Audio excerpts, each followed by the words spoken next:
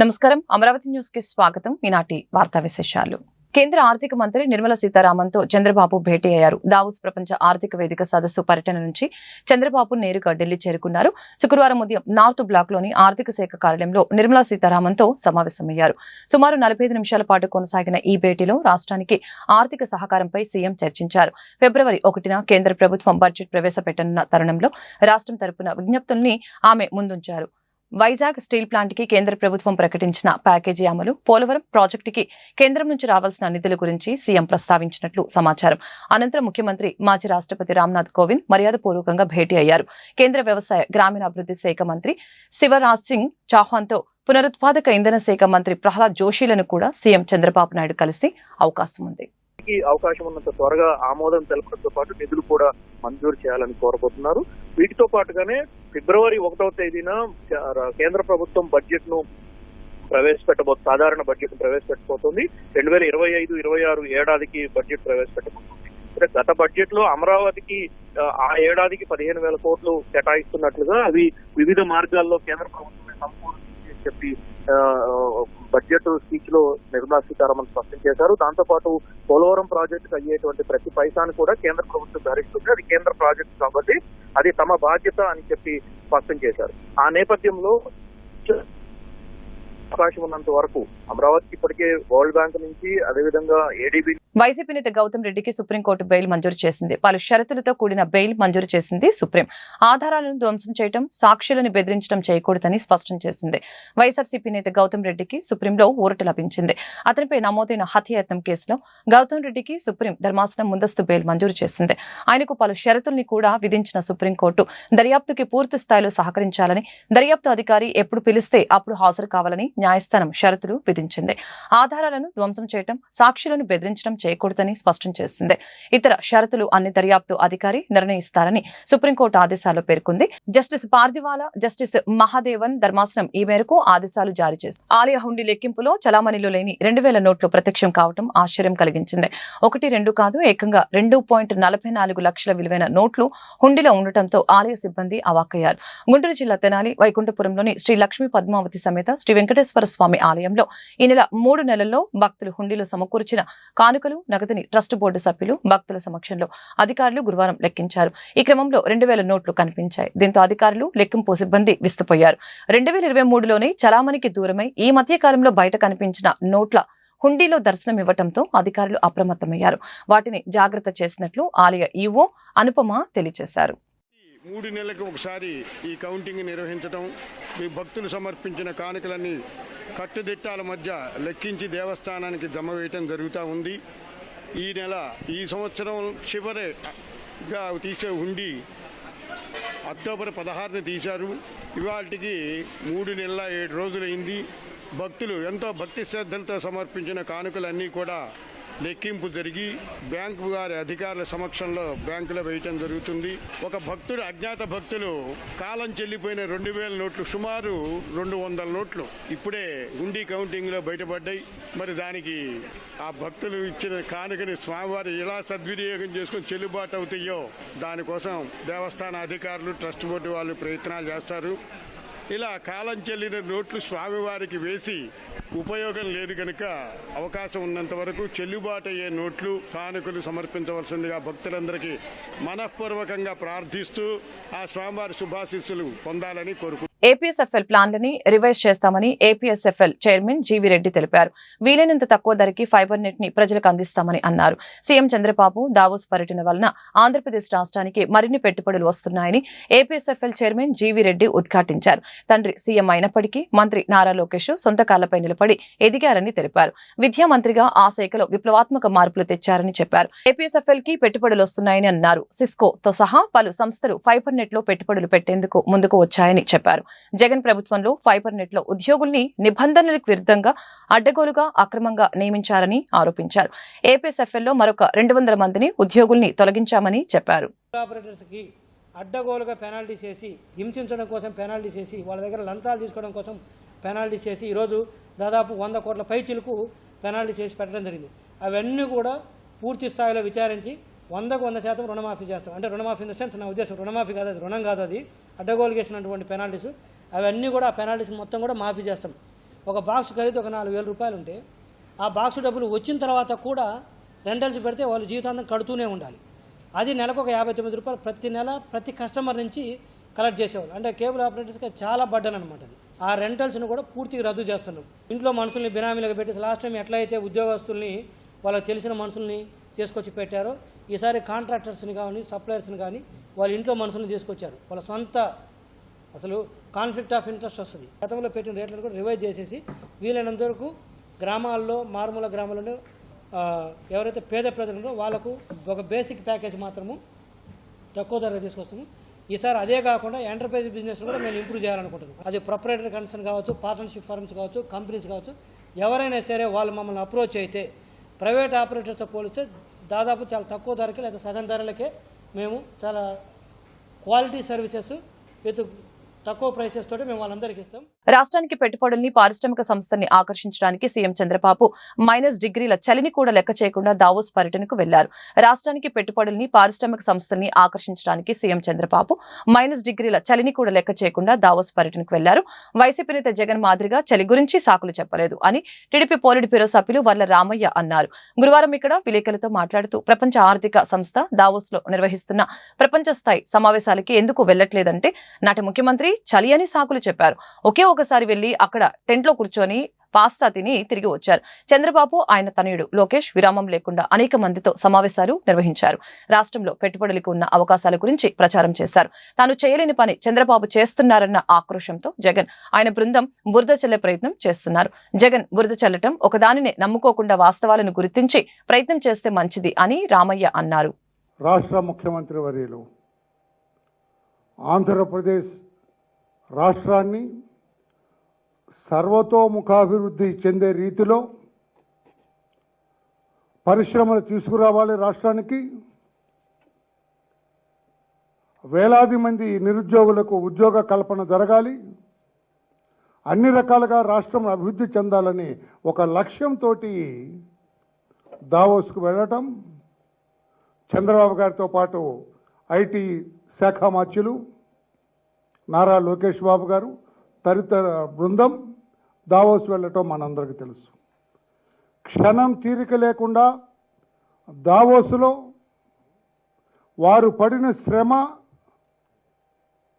వాళ్ళ ఆరాటం, వాళ్ళ అభిమతం అంతా కూడా రాష్ట్రానికి పెట్టుబడులు తీసుకురావాలి, పరిశ్రమలు తీసుకురావాలి, నిరుద్యోగ బిడ్డలకి ఉద్యోగ కల్పన జరిపించాలి, రాష్ట్రాన్ని అన్ని రకాలుగా అభివృద్ధి చెందే రీతిలో చూడాలనేది వారి తపన. విజన్ 2047 అమలు చేయాలని రాబోయే రోజుల్లో భారతదేశంలో ఆంధ్రప్రదేశాన్ని అగ్రస్థానంలో ఉంచాలన్న తపన నారా చంద్రబాబు నాయుడు గారిది. లక్ష్యం కూటమి ప్రభుత్వానికి.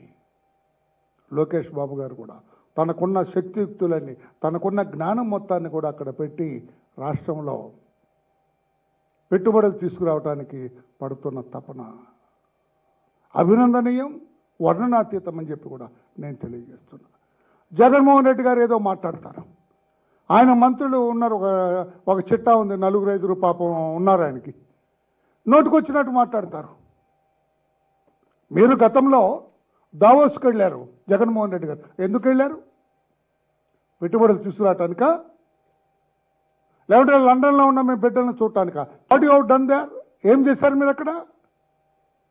చలిగా ఉందని రూమ్లో కూర్చొని పాస్తా తింటూ కూర్చున్నారు. పాస్తా ఆయనకు చాలా ఇష్టం అంట జగన్మోహన్ రెడ్డి గారికి పాస్తా. అక్కడ విరివిగా దొరుకుతుంది. మనం బిర్యానీ అనుకోండి, సపోజ్ మనకు మటన్ బిర్యానీ ఎలాగో అక్కడ పాస్తా.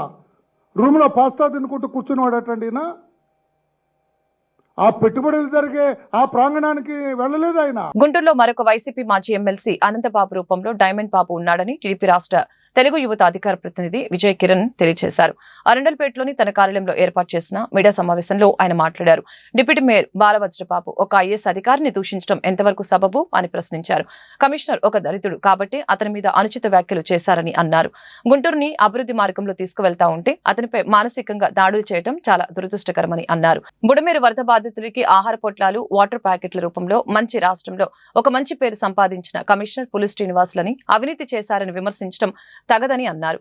అనంతబాబు దళిత డ్రైవర్ ని చంపి ఏ విధంగా అయితే డోర్ డెలివరీ చేశారు అందరికీ తెలుసు. అదే క్రమంలో గుంటూరులో డైమండ్ బాబు కూడా దళిత కమిషనర్ పై దాడి చేస్తున్నారని, ఇది ఎంతవరకు న్యాయమని ప్రశ్నించారు. కౌన్సిల్ సమావేశంలో కమిషనర్ గారిని డిప్యూటీ మేయర్ అనుచిత వ్యాఖ్యలు. సహజంగా నాయకులు తిట్టుకుంటూ ఉంటారు, కార్పొరేటర్లు, ఎమ్మెల్యేలు, ఎమ్మెల్సీలు. దానికి భిన్నంగా డిప్యూటీ మేయర్ డైమండ్ బాబు కమిషనర్ని, ఒక ఐఏఎస్ ఆఫీసరు, కమిషనర్ అనే కనీస గౌరవం లేకుండా అనుచిత వ్యాఖ్యలు చేయటం, దానిపైన మనసు నొచ్చుకొని ఆత్మాభిమానం దెబ్బతిన్నటువంటి కమిషనర్ గారు, అదేవిధంగా అధికారులు ఆ సమావేశాన్ని బాయ్కాట్ చేసి బయటకు వచ్చారు. ఆ జరిగినటువంటి ఆ దాడిని, ఆత్మగౌరవం పైన చేసినటువంటి దాడిని ఎదురు తిరగటం ఇష్టం లేని వైసీపీ నాయకులు, ఒక ఐఏఎస్ అధికారి, అది కూడా దళిత సామాజిక వర్గానికి సంబంధించిన అధికారి, ఆ అధికారి మాకు ఎదురు మాట్లాడతారా అనేటువంటి ఉద్దేశంతో ఆయన వ్యక్తిత్వ హననం చేసే కార్యక్రమం మొదలుపెట్టారు. అప్పటి వరకు బుడమేరు లేదు, స్కామ్ లేదు, ఏమీ లేదు. ఎప్పుడైతే వైసీపీకి సంబంధించిన డిప్యూటీ మేయర్ కమిషనర్ గారిని బూతులు తిట్టాడో, అగౌరవపరిచాడో, ఆ తెల్లారి నుంచి కమిషనర్ గారి వ్యక్తిత్వ హననంపై దాడి చేయటం స్టార్ట్ చేశారు. నేను అడుగుతా ఉన్నాను వైఎస్ఆర్ కాంగ్రెస్ పార్టీ నాయకుల్ని, మీరు ఒక కమిషనర్ని, ఒక ఐఏఎస్ ఆఫీసర్ని, ఒక దళితుడిని, మీ పార్టీకి సంబంధించిన ఒక డిప్యూటీ మేయరు అనుచిత వ్యాఖ్యలు చేస్తే బాధ్యత కలిగిన రాజకీయ పార్టీగా మీరు అతనితో క్షమాపణ చెప్పించాలి. ఇటువంటి తప్పు మరొకసారి జరగకూడదని అతనికి వార్నింగ్ ఇవ్వాలి. అటువంటివి ఏవి చేయకుండా ఆయన పైన అనేక రకాలుగా అవినీతి మరక వేసి ఆయన్ని ఇబ్బంది పెట్టేటువంటి ప్రయత్నం చేస్తూ ఉన్నారు. ఫ్లడ్ వచ్చి ఎమర్జెన్సీ సిచ్యువేషన్ ఉంటే గవర్నమెంట్ నుంచి వచ్చినటువంటి ఆర్డర్ ప్రకారం మున్సిపల్ కార్పొరేషన్లో ఉన్నటువంటి ఫిక్స్డ్ డిపాజిట్ని ఆ యొక్క బాధితులకు అండగా ఉండాలనేటువంటి ఉద్దేశంతో ఆయన చేసినటువంటి పని, మమ్మల్ని దాంట్లో ఎందుకు ఇన్వాల్వ్ చేయలేదు అంటే, మిమ్మల్ని పిలిస్తే మీరు దాంట్లో ఎక్కడ అవినీతి చేద్దామనేటువంటి అవకాశం కమిషనర్ ఇవ్వలేదు కాబట్టి, మేము డబ్బులు కాజేయడానికి అవకాశం ఇవ్వలేదు కాబట్టి, మా మాట వినలేదు కాబట్టి కమిషనర్ మీద అవినీతి మరకపోస్తారా అంటే, లంచాల కోసం కూడా ఇట్లాంటి బెదిరిస్తారా కమిషనర్ని? దీన్ని తీవ్రంగా మేము ఖండిస్తూ ఉన్నాం. ఇంకా అవినీతి గురించి చెప్తా ఉన్నారు కామెడీగా. మలం పైన కూడా గుంటూరు నగరపాలక సంస్థ డిప్యూటీ మేయర్ టాయిలెట్ల దగ్గర వచ్చే డబ్బులు కూడా వదలకుండా దోచుకున్నటువంటి వీరు అవినీతి గురించి మాట్లాడుతూ ఉన్నారు. కేవలం అవినీతి పైన మాత్రమే వీళ్ళు చర్చ పెట్టి, అది కూడా వ్యక్తిత్వ హననం చేస్తూ, నేను చెప్తా ఉన్నాను, అక్కడ ఎమ్మెల్సీ అనంతబాబు భౌతికంగా ఒక దళిత యువకుడిని చంపి డోర్ డెలివరీ చేస్తే, ఇక్కడ ఈ డైమండ్ బాబు ఒక దళిత ఐఏఎస్ అధికారిని వ్యక్తిత్వ హననం చేసి చంపేస్తూ ఉన్నాడు. అక్కడ అనంతబాబుకి, ఇక్కడ డైమండ్ బాబుకి ఎటువంటి తేడా లేదని సందర్భంగా చెప్తా ఉన్నాం. సివిల్ సప్లై హమాలీలకి తక్షణమే పెంచిన వేతనాలు అందించాలని ఏఐటీయూసీ డిమాండ్ చేసింది. ఈ మేరకు ఆర్టీసీ బస్టాండ్ వద్ద గల సివిల్ సప్లై కార్యాలయం వద్ద శుక్రవారం ధర్నా నిర్వహించి నిరసన వ్యక్తం చేశారు. పెంచిన వేతనాలని జీవో రూపంలో అందజేయాలని ఈ సందర్భంగా యూనియన్ నాయకులు రాధాకృష్ణ, చిన్న ఆంజనేయులు, సురేష్, అంజుబాబు డిమాండ్ చేశారు. రాష్ట్రంలో కూటమి ప్రభుత్వం ఏర్పడి 8 నెలలు గడుస్తున్నప్పటికీ ముఠా కార్మికుల సమస్యల పట్ల నిర్లక్ష్యంగా వ్యవహరిస్తున్నారని చెప్పారు. అలాగే పెంచిన వేతనాలు అందించి జీవో విడుదల చేయని పక్షంలో సమ్మె చేపడతామని వారు హెచ్చరించారు. రాష్ట్ర వ్యాప్తంగా సివిల్ సప్లైస్లో పనిచేస్తున్నటువంటి హమాలీ కార్మికులు ఈరోజు మెరుపు సమ్మె చేస్తూ ఉన్నారు. ఒకరోజు ఈ మెరుపు సమ్మె కారణం బాధ్యత వహించాల్సింది రాష్ట్ర ప్రభుత్వమే. ఎందుకంటే 2022తో కూలీ రేట్ల అగ్రిమెంట్ అయిపోతే ఆ తర్వాత 3 సంవత్సరాలు గడుస్తున్నప్పటికీ కూలీ రేట్ల పెంపుదలకి ప్రభుత్వం పూనుకోవటంలో ఈ హమాలీ కార్మికులకు సంబంధించినటువంటి కూలీ రేట్లు పెంచాలని 2023లో పెద్ద ఎత్తున పోరాటాలు చేశారు. ఆ పోరాటాల ఫలితంగా కూలీ రేట్ల జీవో అయిపోయిన తర్వాత, గత అగ్రిమెంట్ అయిపోయిన తర్వాత సంవత్సర కాలానికి చర్చలు మొదలుపెట్టారు. కూలీ రేట్లు పెంచాలని చెప్పి కార్మికులు కోరుతున్నటువంటి కోరికని అమలు జరపడానికి ఒక అగ్రిమెంట్ జరిగింది ప్రభుత్వ అధికారులకి సంఘాలకి మధ్య. ఈ అగ్రిమెంట్ని అమలు జరపట్లేదు. అగ్రిమెంట్ని అమలు జరపమని మళ్ళీ 1 సంవత్సరం పాటు పోట్లాడారు. ఈ పోరాటాలు ఎన్ని చేసినప్పటికీ అగ్రిమెంట్ని అమలు జరపకపోవటం వల్ల ఇటీవల కాలంలో మరి 3 మాసాల క్రితం మంత్రి గారి దగ్గర, సాక్షాత్తు సివిల్ సప్లైస్ మంత్రి గారి దగ్గర ఆయన సమక్షంలో తక్షణమే కూలీ రేట్లు అమలు జరిపే విధంగా జీవో జారీ చేస్తామని చెప్పి వాగ్దానం చేయడం జరిగింది. 3 మాసాలు గడిచినప్పటికీ ఇంతవరకు లేదు. అందుకని ఈరోజు రాష్ట్ర వ్యాప్తంగా కూడా మెరుపు సమ్మె జరుగుతూ ఉంది. ముఠా కార్మికులందరూ ప్రతి ఒక్క గోడౌన్ దగ్గర మెరుపు సమ్మె అనేది ఒకటి నిర్వహించారు.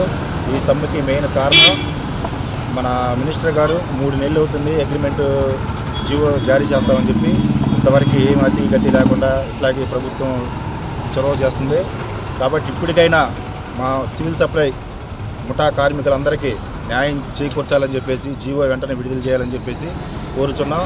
అలాగే నెల బిల్లులు కూడా 20వ తారీఖు అలా వస్తేనే, కానీ 10వ తారీఖులోపు మాకు ఎవరి అకౌంట్లో వాళ్ళకి పడాలని చెప్పి కోరుకుంటున్నాం. అదేవిధంగా సొంత గోడౌన్లు ఒకటి, పని భద్రత మెయిన్, ఎక్కడ గోడౌన్ వెళ్ళిపోయినా కానీ పని భద్రత లేకపోతుంది. ఆ పని భద్రత కల్పించాలని కోరుతూ సివిల్ సప్లైస్ కార్మికుల కూలీ రేట్ల జీవో కోసం ఈరోజు మెరుపు సమ్మెని నిర్వహించుకోవటం జరుగుతుంది. ఈ ప్రభుత్వం ఏదైతే ఉందో మాది మంచి పరిపాలన అని చెప్తూ కాలం గడుపుతున్న ప్రభుత్వం ఇప్పటికైనా కార్మికులకు ఇచ్చిన హామీ ప్రకారం కూలీ రేట్ల జీవోని వెంటనే విడుదల చేయాలని, లేని పక్షంలో పెద్ద ఎత్తున ఏఐటీసీ ఆధ్వర్యంలో ఆందోళన నిర్వహించడానికి సిద్ధంగా ఉన్నామని తెలియజేస్తున్నాం. రాష్ట్రంలో చేనేత కార్మికుల జీవితాలు మరింత దుర్భరంగా తయారయ్యాయని కార్మిక కర్షక నేతలు తెలిపారు. చేనేత కార్మికుల సమస్యని పరిష్కారం కోరుతూ శుక్రవారం గుంటూరులో చేనేత జౌళి శాఖ ఏడీ ధర్నా నిర్వహించి నిరసన వ్యక్తం చేశారు. రాష్ట్రంలో చేనేత కార్మికుల జీవితాలు మరింత దుర్భరంగా తయారయ్యాయని కార్మిక సంఘాల నేతలు తెలిపారు. చేనేత కార్మికుల సమస్యని పరిష్కారం కోరుతూ శుక్రవారం గుంటూరులో చేనేత జౌళి శాఖ ఏడీ ధర్నా నిర్వహించి నిరసన వ్యక్తం చేశారు. చేనేత కార్మికులకి 200 కోట్ల రూపాయల నిధుల్ని కేటాయించాలని ఈ సందర్భంగా యూనియన్ నాయకులు దుర్గాప్రసాద్ డిమాండ్ చేశారు. గతంలో నేతన్న నేస్తం లాంటి పథకాలు అమలు చేసి కార్మికులను ఆదుకున్నారని చెప్పారు.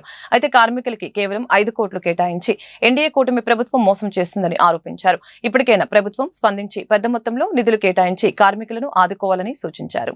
గత ప్రభుత్వం 200 కోట్ల రూపాయల బడ్జెట్ కేటాయించి 80,000 మందికి నేతన్న నేస్తం 24,000 కల్పించి సహకార సంఘాలని దివాళా తీయించింది. చంద్రబాబు నాయుడు గారు వచ్చాక ఈ రాష్ట్రంలో కాస్త మేలు జరుగుతుందని అందరం కూడా ఆశపడ్డాం. ఈయన వచ్చేసేసి కేవలం 5 కోట్ల రూపాయలు మాత్రమే చేనేత బడ్జెట్ కేటాయించాడు. అటు నేతన్న నేస్తం ఆపేశాడు. సహకార సంఘాలకు రావాల్సిన బకాయిలు దాదాపు 156 కోట్ల రూపాయలు ఉంటాయి, అవి కూడా విడుదల చేయలేదు. కేవలం 5 కోట్ల రూపాయలు మాత్రమే దీనికి త్రిప్ట్ ఫండ్ స్కీమ్ కింద విడుదల చేశాడు. ఇవాళ సహకార సంఘంలో రావాల్సిన త్రిప్ట్ ఫండ్ స్కీము, యార్న సబ్సిడీ, పావలా వడ్డీ, రిబేటు సంబంధించి 2017 నుంచి ఇప్పటి వరకు 1 రూపాయి రాలేదు. ఆ ఏళ్ళ నుంచి ఈ ఏళ్ళ వరకు కూడా సహకార సంఘాలు జీడీసీసీ బ్యాంకు దగ్గర అప్పులు తెచ్చి లక్షల రూపాయలు అప్పులు తెచ్చి వడ్డీలు కడుతుంది. సహకార సంఘ వ్యవస్థ అట్టాగే చేనేత మొత్తం కూడా దివాళా తీసే పరిస్థితికి ఏర్పడింది. ఈ లోపల కేంద్ర ప్రభుత్వం విధించిన జీఎస్టీ మొత్తం చేనేత వ్యవస్థనే సర్వనాశనం చేసింది. ఇటు మాసెవరి దగ్గర నేర్పించే పరిస్థితి లేకుండా, నేర్పించిన బట్టకి గిట్టుబాటు ధర రాక పవర్లూమ్ దెబ్బకి మొత్తం చేనేత కునారు వెళ్ళిపోతుంది. పట్టు చీరలు చేనేత మీద ధర్మవరంలో నేసే చీర 6,000 రూపాయలు ఉంటే ఇవాళ అక్కడ 200 మగ్గాలు ఎయిర్ జెట్లు అని వాయువేగంతో నాడి లేకుండా నడిచే మగ్గాలను 200 మగ్గాలు పెట్టి రోజుకు 3 ఒక మగ్గ మీద 3 చీరలు తయారు చేసి దాన్ని చాలా కారు చౌకగా తీసుకొచ్చి మార్కెట్లోకి తీసుకొస్తే ఆ పోటీకి చేనేత నిలబడలేకపోతుంది. మేము ఇవాళ మొత్తం 172 కోట్ల రూపాయలు రాష్ట్ర ప్రభుత్వం బడ్జెట్లో కేవలం 5 కోట్లు మాత్రమే చేనేతకు ఉంది. మిగతా అన్ని కూడా గతంలో వీళ్ళు కేంద్ర ప్రభుత్వం దగ్గర అప్పు తీసుకొని ఆ అప్పును చెల్లించే దానిలో మార్గంగా మాల్స్ కడతామంటున్నారు. ఈ మాల్స్ డబ్బున్న వాళ్ళకో లేకపోతే మాస్టర్ వాళ్ళకో ఇంకా పెద్ద బెడా పెట్టుబడిదారులకో తప్ప చేనేత కార్మికులకు ఉపయోగపడదు. అందుకని మేము ఈ రాష్ట్రంలో చేనేతకు 2,000 కోట్ల రూపాయల బడ్జెట్లో కేటాయించాలని, ప్రస్తుతం ముందు ఇప్పుడేట్లుగా చేనేతకి నేతలు నేస్తాం వాళ్ళు మేము మినిస్టర్ గారిని కలిసాం, అట్లాగే లోకేష్ గారిని కలిసాం. మొత్తం 82,000 మందికి మేము గత ప్రభుత్వం నేతల నేస్తం ఇచ్చిందంటే దాంట్లో 32,000 బోగస్ ఉన్నాయన్నారు. సరే, ఆ 32,000 బోగస్ తీసేసి సహకార సంఘాల్లో కానీ మాస్టర్ ఎవరి దగ్గర నేసేవాళ్ళు కానీ షెడ్లో నేసేవాళ్ళు కానీ ఒక 15,000 మంది ఉంటారమ్మా. అది ఇది కలిపి 65,000 పడిపోతుంది. నేతల నేస్తం అందరికీ వర్తించమంటే ఈ డబ్బులు తీసుకొని తాకుతారనే మాట మినిస్టర్ గారు మాట్లాడారు. ఆ తర్వాత లోకేష్ గారి దగ్గర కూడా ఈ విషయం తీసుకుపోయాం. మేము 17 డిమాండ్లు ఇస్తే దాంట్లో 5 డిమాండ్లు ఆయన అండర్లైన్ చేసుకున్నాడు. 1 సహకార సంఘాల బకాయిలు మొత్తం రద్దు చేయాలని, 2 సహకార సంఘాలకు రావాల్సిన బకాయిలు మొత్తం విడుదల చేయాలని, నేతల నేస్తం మొత్తం అర్హులైన ఉపవృత్తుల వాళ్ళకు కూడా కేటాయించాలని, మొత్తం 5 డిమాండ్ల మీద ఆయన అండర్లైన్ చేసుకుంటే మేము కూడా ఎంత ఆశపడ్డాం. కొత్త ప్రభుత్వం వచ్చింది, ఖచ్చితంగా చేస్తారని. కానీ ఇవాళ 5 కోట్లతో దాన్ని ముగించేశారు. 5 కోట్ల రూపాయలు ఏ మూల కబురు. ఇవాళ ఎవరైనా బతకాలి అంటే కనీసం 25,000 రూపాయలు లేకుండా బతికే పరిస్థితి లేదు. కానీ చేనేత కార్మికుడు అతి దీనంగా 4,000 రూపాయల పెన్షన్, ఇంకొక 2,000 రూపాయలు దాంతోనే బతికి జీవనం వెళ్ళదీస్తున్న పరిస్థితులు ఉన్నాయి. అందుకని వీళ్ళ జీవనం కొనసాగాలి అంటే, చేనేత బతకాలి అంటే చేనేతకి గవర్నమెంట్ అండ లేకుండా బతికే ప్రసక్తే లేదు. అందుకని ప్రభుత్వం 2,000 కోట్ల రూపాయలు కేటాయించాలి. అర్హులైన వాళ్ళందరికీ కూడాను మన ముద్రా లోన్లు ఇవ్వాలని, అట్లాగే నేతల నేస్తానికి మొత్తం షెడ్డులో నేసేవాళ్ళు కానీ ఉపవృత్తుల వాళ్ళు కానీ అందరికీ కూడాను కలిపి మొత్తం 65,000 66,000 మంది అవుతారు. వాళ్ళకి 24,000 రూపాయలు ప్రతి సంవత్సరం ఇవ్వాలని మేము డిమాండ్ చేస్తున్నాం. ప్రధానమైన డిమాండ్లతో ఇవాళ ధర్నా చేసి మెమోరాండం అయిపోతున్నాం. దీని తర్వాత ప్రభుత్వం దిగిరాకపోతే మళ్ళీ కమిషనర్ ఆఫీస్ దగ్గర ముట్టడి చేస్తామని విజ్ఞప్తి చేస్తున్నాం. రాజధాని అమరావతి టెండర్ల ప్రక్రియను జనవరి నెలాఖరులోపు పూర్తి చేసి ఫిబ్రవరి 2వ వారంలో పనులు ప్రారంభిస్తామని ఏపీ పురపాలక పట్టణాభివృద్ధి శాఖ మంత్రి నారాయణ తెలిపారు. 3 ఏళ్లలో అమరావతి నిర్మాణం పూర్తి చేస్తామని స్పష్టం చేశారు. న్యాయపరమైన ఇబ్బందులతో పనులు ప్రారంభం ఆలస్యమైందని చెప్పారు. రాజధాని ప్రాంతంలో పర్యటించిన మంత్రి నేలపాడు సమీపంలోని అడ్మినిస్ట్రేటివ్ టవర్లని పరిశీలించారు. అనంతరం మీడియాతో నారాయణ మాట్లాడారు. ఇప్పటివరకు మొత్తం 40 పనులు టెండర్లు పిలిచామని మంత్రి తెలియజేశారు. గత ప్రభుత్వం అరాచక పాలనతో ప్రజల్ని భయభ్రాంతులకి గురి చేసిందని ఆగ్రహం వ్యక్తం చేశారు. రాజధానిని ప్రపంచంలో టాప్ 5లో ఒకటిగా చేయాలనే లక్ష్యంతో ఐకానిక్ భవనాల డిజైన్లను నార్మల్ పోస్టర్ చేత చేయించామని తెలిపారు. చంద్రబాబు దావోస్ పర్యటనపై మాజీ మంత్రి రోజా స్పందించారు. పక్క రాష్ట్రాల్లో 1,000 కోట్ల పెట్టుబడులు వచ్చాయని, చంద్రబాబు ఖాళీ చేతులతో తిరిగి ఏపీకి వచ్చారని ఎద్దేవా చేశారు. శుక్రవారం ఆమె మీడియాతో మాట్లాడారు. ఏపీకి పెట్టుబడులు రాకపోవడానికి రెడ్ బుక్ రాజ్యాంగమే కారణమని తెలియజేశారు. Chandrababu Davos tour utter flop అని అన్నారు. పొరుగు రాష్ట్రాల వారు పెట్టుబడులతో వస్తుంటే చంద్రబాబు ఎందుకో కట్టుకథలతో ఏపీకి వస్తున్నారని రోజా దుయ్యపట్టారు. జిందాల్ లాంటి పారిశ్రామికవేత్తల్ని బెదిరించి బ్లాక్మెయిల్ చేశారు. మరి ఈ విధంగా పారిశ్రామికవేత్తల్ని బెదిరించి బ్లాక్మెయిల్ చేస్తే ఈ రాష్ట్రంలో ఎవరైనా పెట్టుబడులు పెట్టడానికి వస్తారా అని నేను అడుగుతున్నా. అలాగే ఐపీఎస్ అధికారులు సీనియర్ మోస్ట్ ఆంజనేయులు గారు, సంజయ్ గారు, ఠానా గారు, విశాల్ గున్నీ లాంటి ఐపీఎస్ ఆఫీసర్ల మీద కూడా కక్ష సాధింపుగా కేసులు పెట్టి వేధిస్తే ఈ రాష్ట్రంలో ఎవరైనా పెట్టుబడులు పెట్టడానికి వస్తారా అని నేను అడుగుతున్నాను.